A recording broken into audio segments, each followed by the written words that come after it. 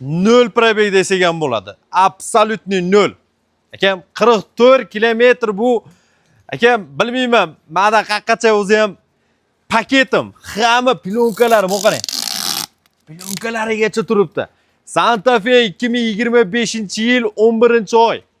Yaqinda chiqqan mashina. Ikkita kalitlari Restyling More'da 1.6 gibrid $38,000 ga sodalash yo'llari bilan. Hozir заводской diskalar, 360 kamera, loboy proyeksiya, beskuluchovoy, silpoy zona.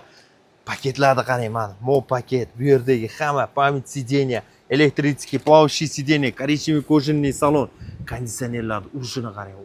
Холодильник qo'rib ichini, alcantara потолок, беспроводной зарядный, подсветка, электронный табло, монитор, multirul, sensorli klimat kontrol, обдув подогрев, Type-C зарядный, hamma yo'g'i bor.